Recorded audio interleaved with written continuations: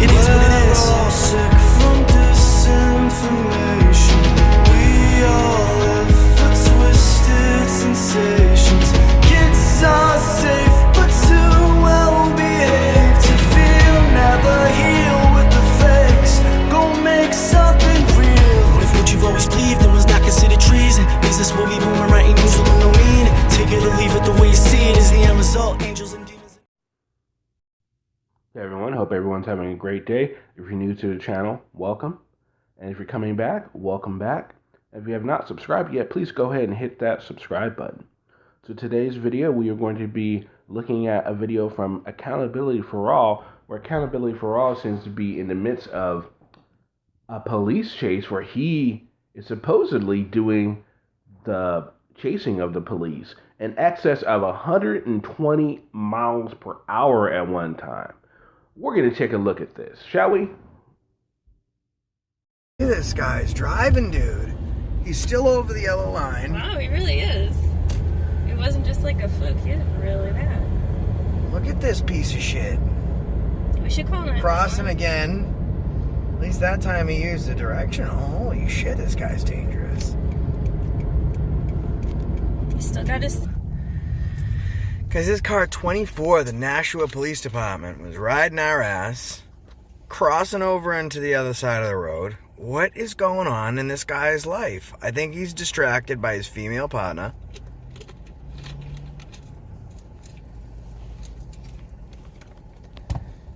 Probably a little bit of a douche. So we're following him. You know, we might have to initiate a stop. You know, for his safety. Yeah, a little stoppy. You know, a little stoppy stops. I think he's following this car in front. Now, does he have jurisdiction to pull somebody over on a highway? I would say yes. This is not an interstate right here. And also, even if it's considered a state highway, I'm sure there's a mutual agreement for the roadway that's in. Makes sense. See, he puts on his directional to merge onto the highway. Did you know that in the majority of cases when auditors say that local cops have no jurisdiction in like a post office, they're actually wrong, because they most often do not have agreements with the post office and the Federal Protection Police that they can aid them. Well, yeah, no, I understand that the cops can be in post offices. It just bugs me. I had to have a cop come in and buy a stamp for me because they wouldn't sell me one. Mm-hmm. But yeah. No, it just bugs me when they're like, you don't have jurisdiction here. You're not federal protection. Oh, guys, this cop is doing at least 90. Speed limit is 55.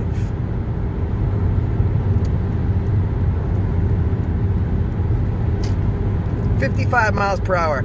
I'm estimating him. Yeah. I'm going almost 80, and they're still going fast.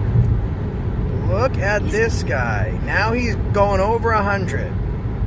I'm zoomed in. This is really how far he is. He's trying to evade us. Little piggy. Stop driving like such a douche, man. Guys, he's going over 100, and he's way up there. That's him. Going over 100 miles an hour with no lights, just being a douche. Very dangerous driving. Look at him, guys. Now, the person in front of this officer is doing the speed limit, but the cop needs to ride his ass. There he goes. Now he's out of there. We're not in Nashua anymore, Jamie says. So, I wonder what he's doing. Just out being rogue, maybe. Alright, so there you guys go. It's a really short video, but there's a lot of stuff to unpack in that video, and we're going to go ahead and start by saying now at one point when there's a lot of panning going on, it's pans by Jamie from Mass Exposure, and she does not have her seatbelt on. Now, it's pointed out in the comment section this, and Josh says that there is no seatbelt law in New Hampshire, and he's absolutely correct. New Hampshire is one of the only states that does not have seatbelt laws for adults. Now, for anyone under 18, you are required to wear your seatbelts, but if you're over the age of 18, you don't even have to worry about that. But what I find interesting about that is, when I was doing some research for this video, there's a lot of debate on changing the speed limit there to up to 70, and it has been changed to 70 in certain areas, but a lot of people are saying it really doesn't really matter anyway because everyone speeds up there anyway. That's what they do. Everyone just speeds. And then I found this article that kind of illustrates that.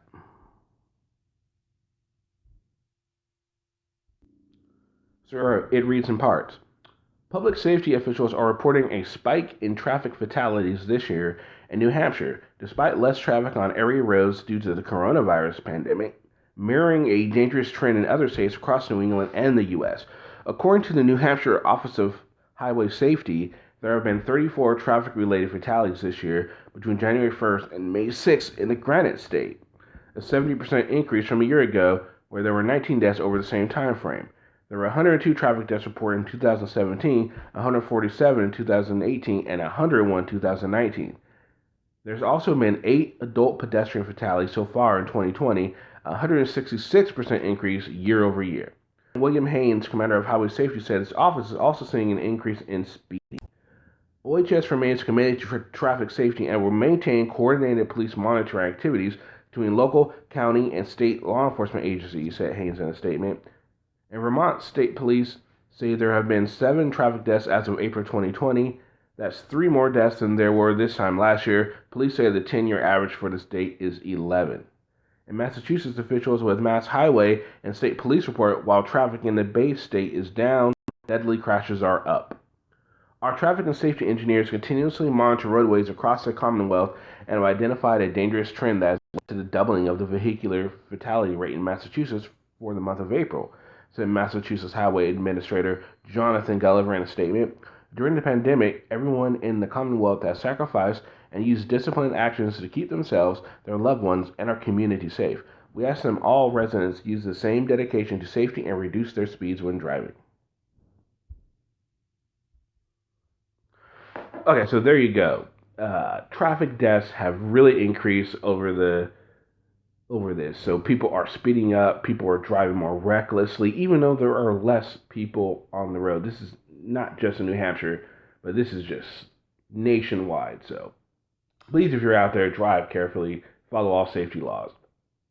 Now, back to the video. Now, in the video, Josh, of course, is obviously saying, oh, the officer's going 80, 90 miles per hour. And then like, oh, my guy's going 120. Yet, somehow, he's remaining, like, even with the guy.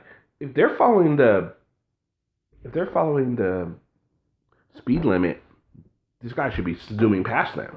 No doubt. No question. This guy should be, like, way ahead of them. They shouldn't have kept up with them as long as they did. And another problem with the video is there's a lot of freaking editing.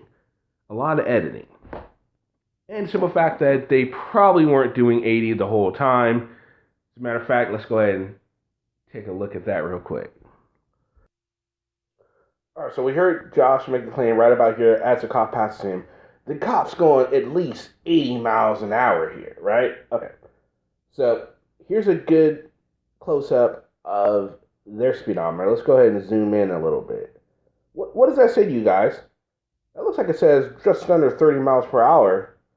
And if so, let's say if they are going faster than them, if the cop is going faster than them, and it looks like the cop is, obviously the cop is, sure ain't doing 80. I'd say maybe might be doing 40, maybe 35. Definitely not 80 as Josh says he's doing. Now, is the cop going a little faster and a little bit more reckless than maybe they should? Sure, but there's no reason to make it such a big thing when it's not. It's not like he's doing 130, 140 miles an hour like is being claimed here. There's no way in hell he was doing 80 miles here if Josh and Jamie are doing 30 miles per hour. That's bullshit. And I think Josh knows that.